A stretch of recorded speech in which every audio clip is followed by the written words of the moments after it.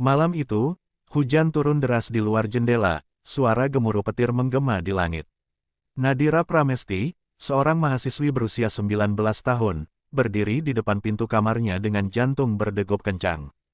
Baju tidur tipis yang dikenakannya melekat pada kulit karena udara dingin yang merayap masuk dari celah jendela. Ketika ia membuka pintu, sosok pria yang selama ini mengisi pikirannya berdiri di ambang pintu. Arsaka Wijaya, pria berusia 45 tahun, seorang pengusaha sukses yang penuh wibawa. Ia adalah ayah tirinya, suami dari ibunya, seorang pria yang seharusnya tidak pernah menjadi bagian dari gejolak perasaannya. Nadira menggigit bibirnya, berusaha mencari kata-kata, namun suara berat Arsaka lebih dulu memecah keheningan. Nadira, ada apa? Malam-malam begini kau belum tidur. Suara itu terdengar berat, sedikit serak, seolah ia baru saja bangun dari tidurnya. Nadira menelan ludah, matanya melirik ke arah kamar ibunya yang kosong. Ratna Wibisono, ibunya, adalah seorang wanita karir yang sering bepergian ke luar kota untuk urusan bisnis. Malam ini pun, ia tak ada di rumah. Aku hanya ingin dekat dengan ayah, ucapnya lirih. Arsaka mengerutkan kening, napasnya terdengar lebih berat. Ia melangkah mundur, berusaha menjaga jarak. Kau tahu ini tidak benar, Nadira, katanya dengan nada yang tegas. Tapi Nadira justru melangkah maju. Mata gadis itu memancarkan sesuatu yang berbahaya, keyakinan, keinginan, dan ketakutan yang bercampur menjadi satu. Jemarinya terangkat, hampir menyentuh wajah pria itu. Aku tidak bisa berhenti memikirkan ayah setiap malam, bisiknya. Arsaka menelan ludah, menyadari bahwa batas yang seharusnya tidak boleh dilewati mulai kabur. Ia tahu ini salah, sangat salah.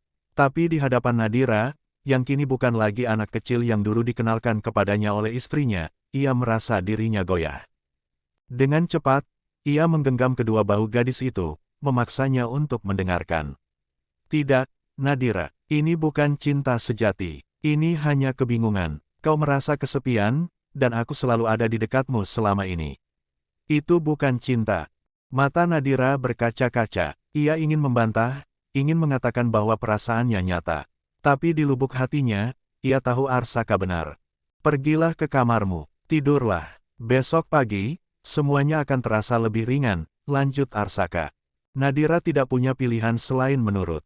Ia melangkah mundur, meninggalkan pria itu berdiri di depan kamarnya, berjuang melawan perasaan yang tak seharusnya ada.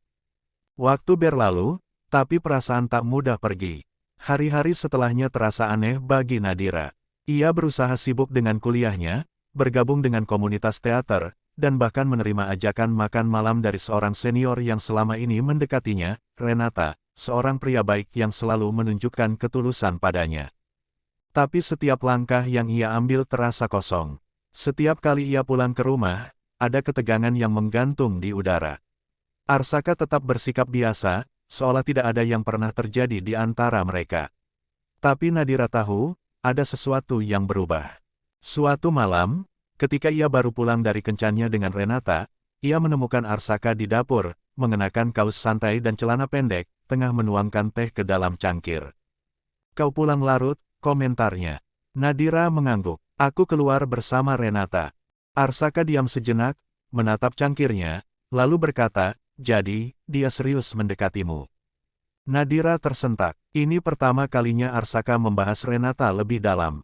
Ia mengangguk pelan, merasa ada sesuatu dalam suara pria itu yang sulit diartikan. Itu bagus, kata Arsaka akhirnya, suaranya terdengar datar. Tapi Nadira tahu, itu bukan sekadar komentar biasa. Ada sesuatu di balik nada suaranya. Saat malam membawa rahasia, beberapa hari kemudian, ponsel Nadira bergetar.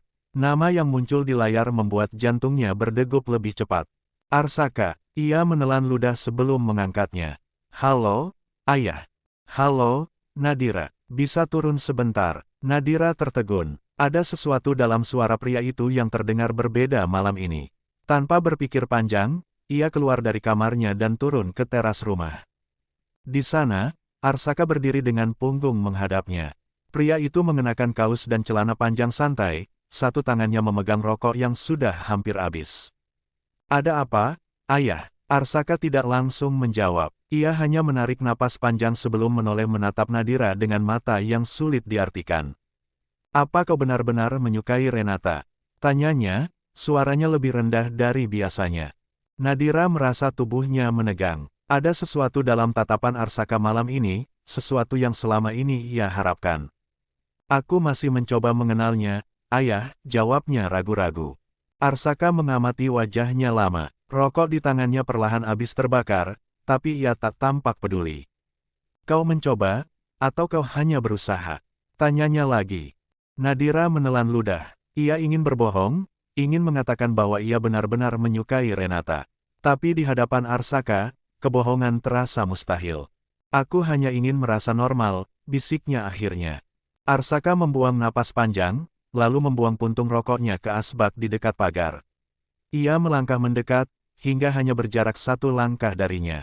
"Nadira," suaranya nyaris berbisik. "Aku sudah mencoba melakukan hal yang benar." Nadira mendongak, menatap pria itu dengan jantung berdebar. "Dan ayah berhasil?" tanyanya lirih. Ada keheningan panjang sebelum akhirnya Arsaka berkata, "Aku tidak tahu." Saat itu, dunia di sekitar mereka seolah membeku.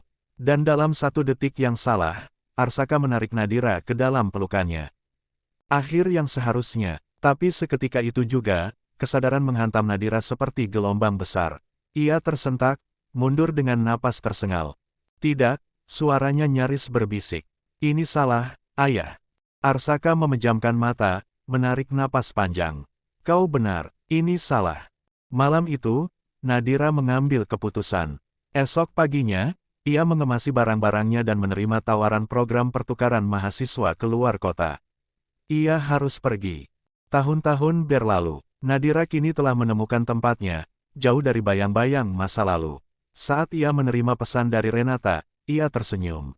Ia telah belajar bahwa cinta bukan hanya soal keinginan, tapi juga tentang memilih jalan yang benar. Di tempat lain, Arsaka menatap langit senja dari teras rumahnya. Ia tidak pernah menyesali keputusannya untuk membiarkan Nadira pergi. Karena terkadang, cinta sejati adalah ketika kita berani melepaskan